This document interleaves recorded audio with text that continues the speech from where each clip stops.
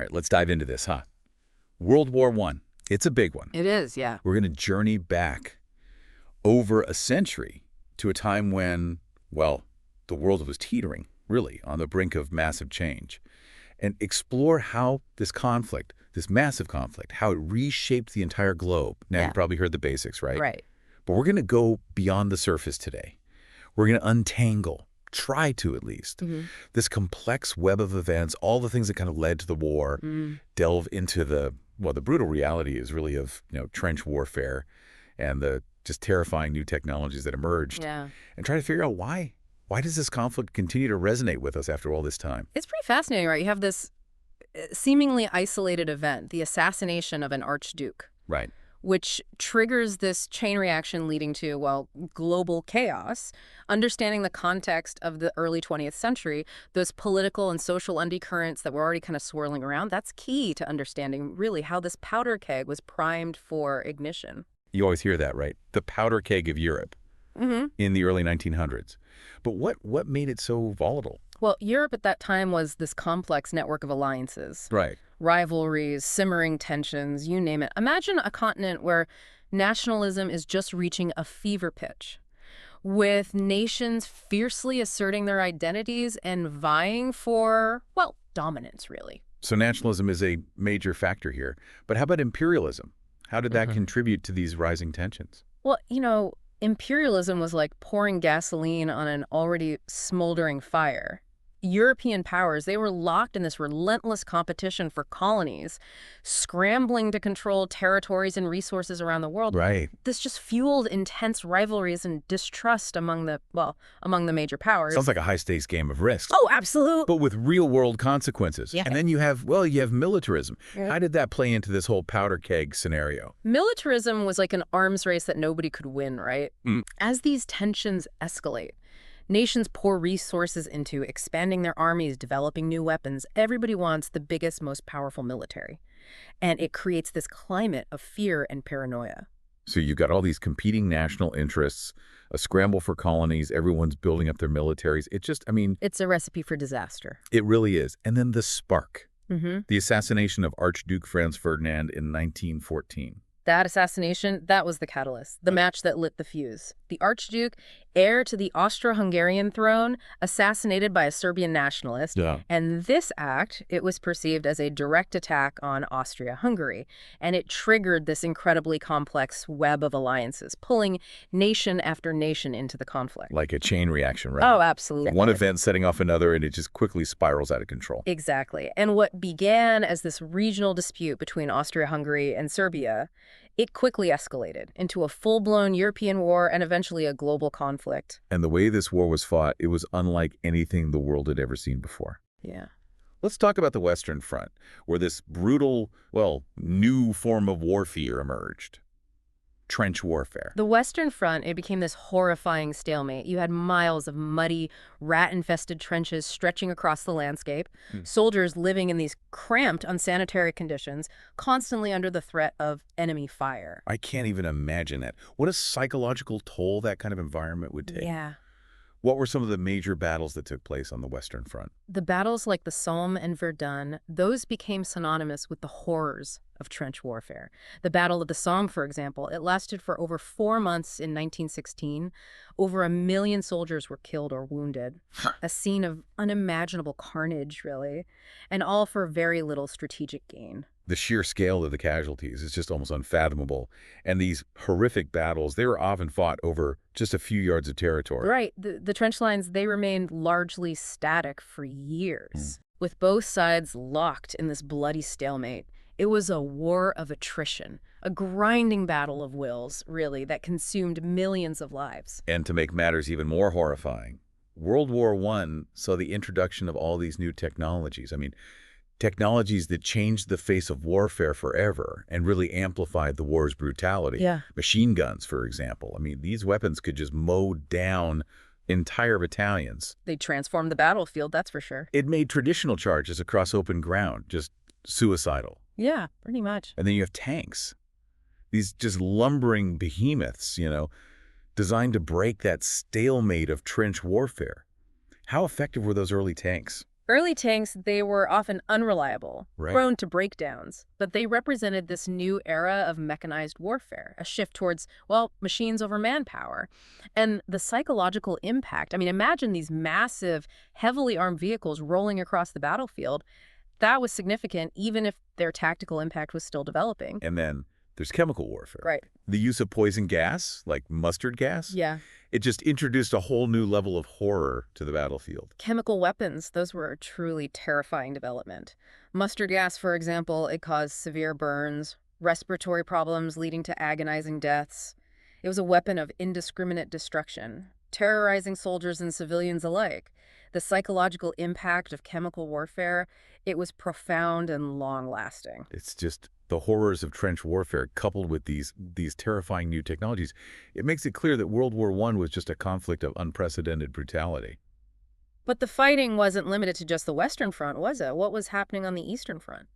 The Eastern Front was a different kind of brutal, a more mobile war fought over vast distances and often in, well, pretty harsh weather conditions.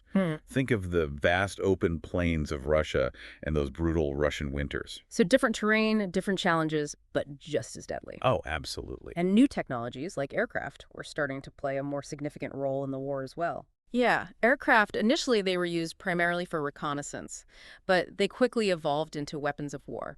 Bombing raids, aerial combat, while still in their early stages, it hinted at the future of air power. And lurking beneath the waves, you had submarines, specifically the German U-boats, which wreaked havoc on Allied shipping. The U-boat campaign, it was a major factor in the war. Germany, they attempted to use submarines to cut off vital supplies to Britain, hoping to starve the island nation into submission. This strategy, though, it brought the United States closer to entering the war, as American ships were targeted by those German U-boats. It's incredible how World War I just spurred this rapid technological advancement. But it's also unsettling to think about the motivations behind it. This wasn't about scientific curiosity. It was about finding more effective ways to kill. Yeah, it's a tragic irony, really. Some of humanity's greatest technological leaps are often driven by the need for more effective weapons of war. And World War I tragically showcased this, well, this dark side of innovation. So we've got this brutal new form of warfare, these horrifying new technologies, and a conflict that's spreading across the globe. It seems like the world's just teetering on the brink of collapse. The world was undergoing a fundamental transformation, a shift away from the old order. Empires were crumbling, traditional social structures were being upended, and new ideologies were emerging. World War I wasn't just about battles and territories, it was about the very future of civilization. And all of this leads us to the year 1918, when the guns finally fell silent. We'll delve into the war's conclusion and its profound and lasting consequences in the next part of our deep dive. 1918. After 4 long years of just bloodshed and, well, upheaval, the guns finally fell silent. But the world, well, the world was utterly transformed. Empires that had seemed unshakable, I mean, just a few years earlier, they had crumbled into dust, leaving behind, well, this landscape of shattered nations and profound uncertainty. It's almost impossible to overstate the magnitude of the change, isn't it?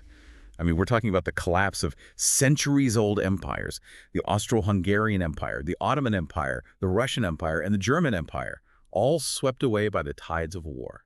And from the ashes of these fallen empires, new nations rose, redrawing the map of Europe and the Middle East. The geopolitical landscape, it had shifted dramatically, creating this new world order fraught with challenges and uncertainties. It's like someone took a jigsaw puzzle, shook it violently, scattering the pieces, and then tried to put it back together in a completely different way. And, you know, forcing those pieces back together didn't exactly create a picture of stability. This instability, well, it would have long-lasting repercussions. So with the world in this state of upheaval, how did the victors even attempt to rebuild and create a lasting peace? In 1919, the victors convened in Paris to hammer out a peace treaty. The goal was to formally end the war and ideally create a framework for lasting peace. And that's where we get the Treaty of Versailles, a treaty that aimed for peace, but, as we know, it ended up sowing the seeds of future conflict. What were some of the key elements of this treaty, and why did it ultimately backfire? The Treaty of Versailles, it was, well, in many ways, it was a product of its time. It was drafted in an atmosphere of anger, grief, and a thirst for retribution. Germany, in particular, was singled out as the aggressor and forced to accept full responsibility for the war. It became known as the War Guilt Clause. So essentially, the treaty was this giant blame game placing the burden of guilt squarely on Germany's shoulders. And this guilt came with a hefty price tag, right? Oh, absolutely. Germany was saddled with crippling war reparations, payments that were intended to compensate the victors for the cost of the war.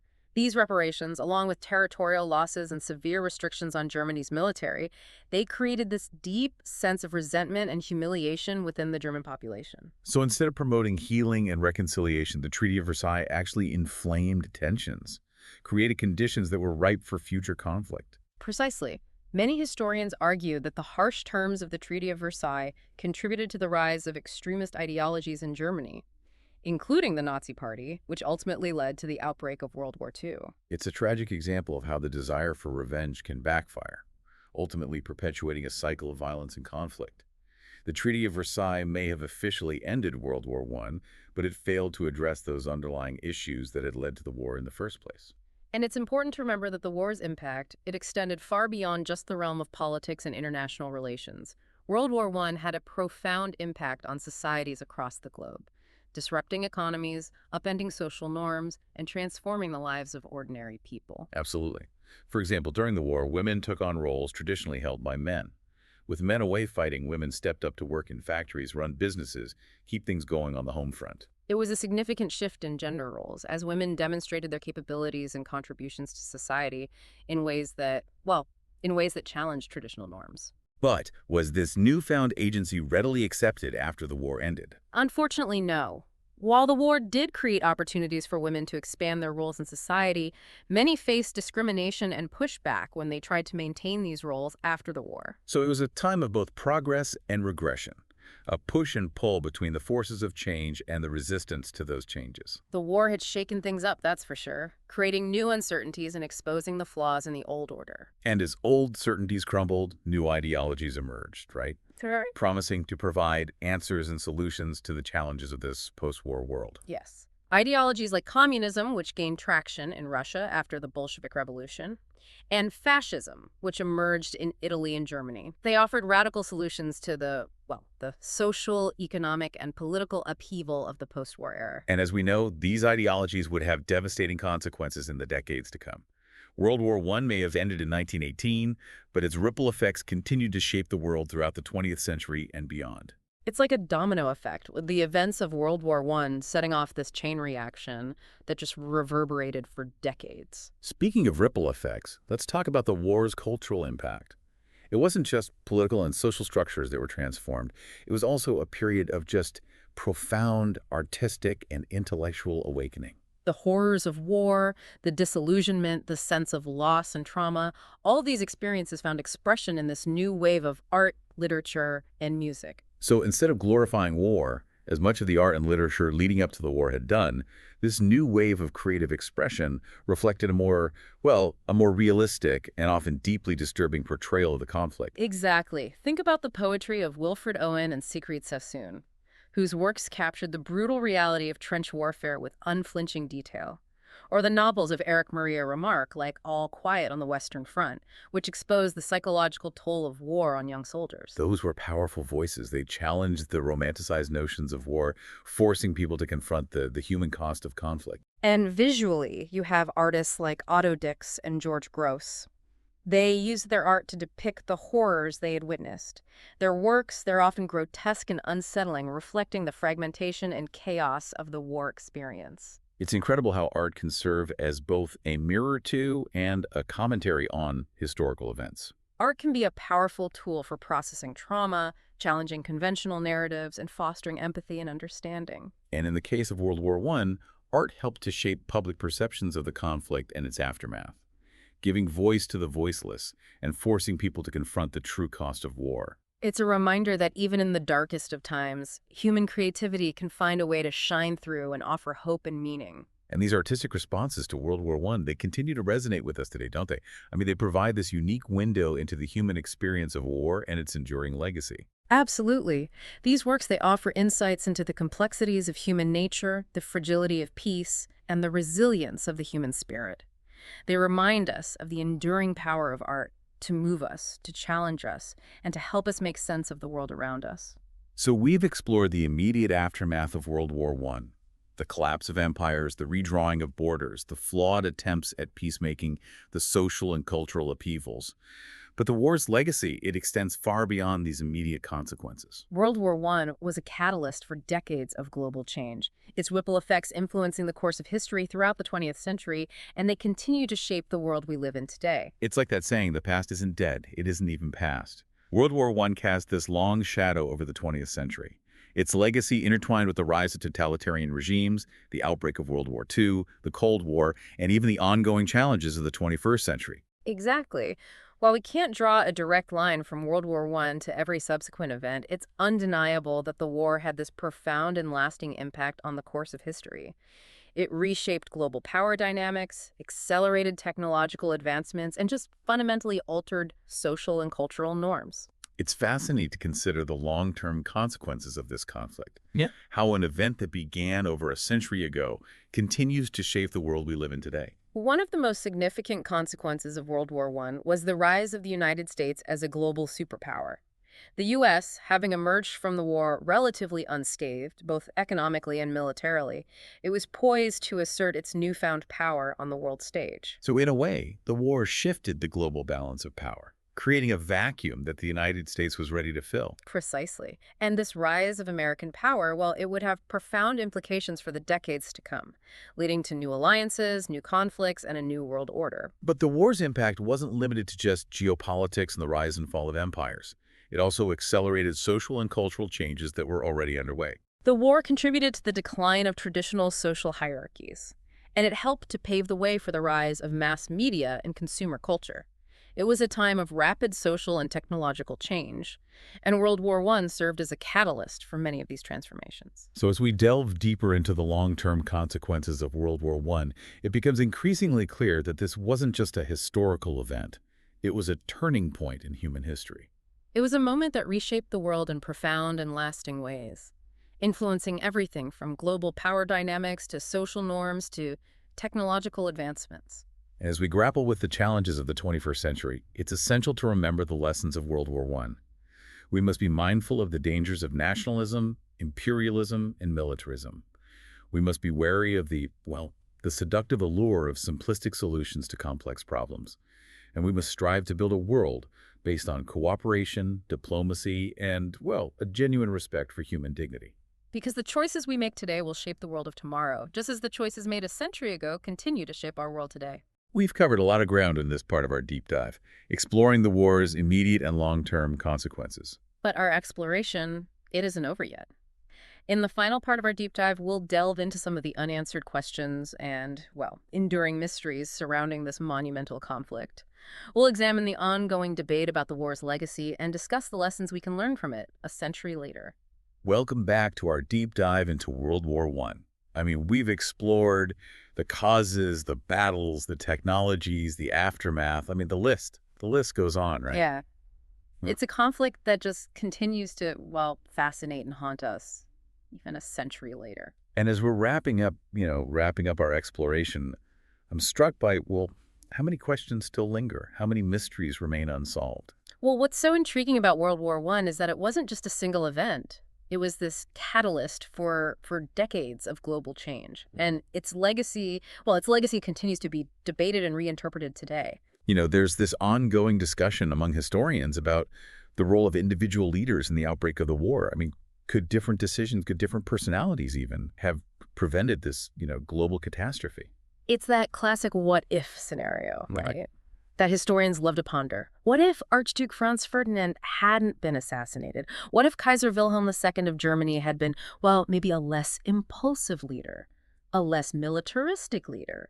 What if the diplomats had been more skilled, more willing to compromise, found a way to de-escalate the tensions that were gripping Europe at the time? It's like a historical choose-your-own-adventure, right? Where each decision point could have led to a drastically different outcome. Yeah. But these what-if questions, they aren't just academic exercises, are they? No, not at all.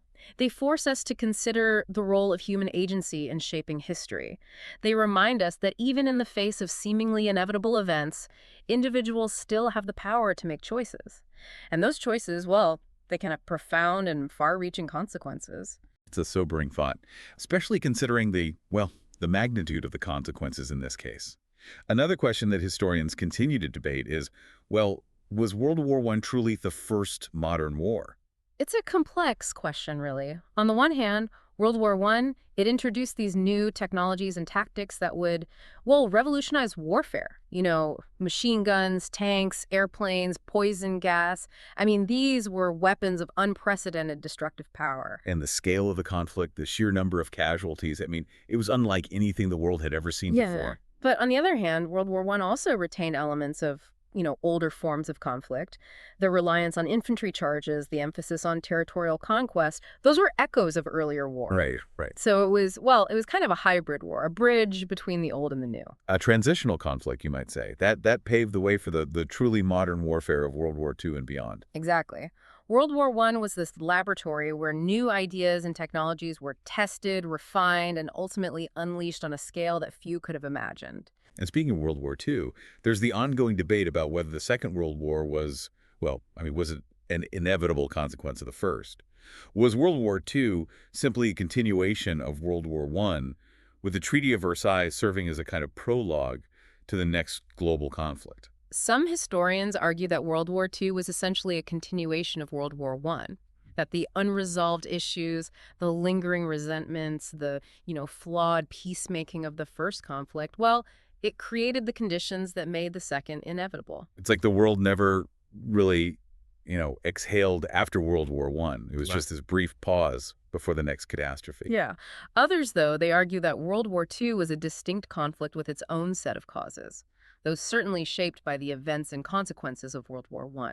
The rise of totalitarian ideologies, the economic depression of the 1930s, the failure of the League of Nations, these were all factors that contributed to the outbreak of World War II. That's a complex issue, Oh, yeah. with no easy answers, as with so much of history.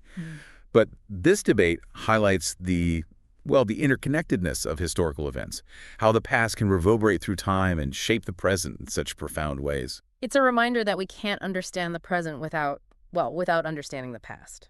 And that the choices we make today, well, they can have ripple effects for generations to come. As we're concluding our deep dive into World War I, what are some key takeaways you'd like our listeners to keep in mind? First and foremost, I hope our listeners will remember the human cost of this war.